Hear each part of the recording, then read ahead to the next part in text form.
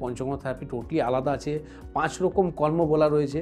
তো এর মধ্যে যখন শরীরকে ডিটক্সিফাই করা, মানে আজকে আপনি বিভিন্ন রকম যে স্টেরয়েড আপনি ওষুধটা খেয়েছেন, বিভিন্ন রকম আপনি ব্যথা যে বড়িগুলো খেয়েছেন, যার ফলে শরীরের মধ্যে যে টক্সিনগুলো জমে গেছে, এটাকে তো বার করতে হবে।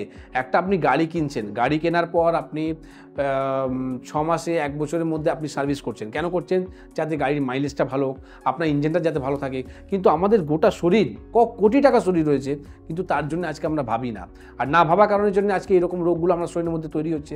তো আপনাকে এই যে ডিটক্সিফাই করা কাজ, মানে শরীরের মধ্যে টক্সিন এই ময়লাগুলোকে বার করে দেওয়া, আলটিমেটলি আপনি বলতে পারেন শরীরকে সার্ভিস করার জন্য আপনাকে পঞ্চকর্ম থেরাপিটা করতে হয়। তো যে কোনো আপনি এটা বলবেন না কি রুমেটয়েড আর্থ্রাইটিস হলেই আমি পঞ্চকর্ম থেরাপিটা করাবো। পঞ্চকর্ম থেরাপির জন্য আপনি যে কোনো সুস্থ অবস্থায় যদি আপনি করেন, তো দেখুন আয়ুর্বেদ মানে আয়ুটা বাড়ায়। তো আয়ুটা কখন বাড়বে? যখন আপনার এই ডিটক্সিফাই হবে, টক্সিনগুলো বার হবে।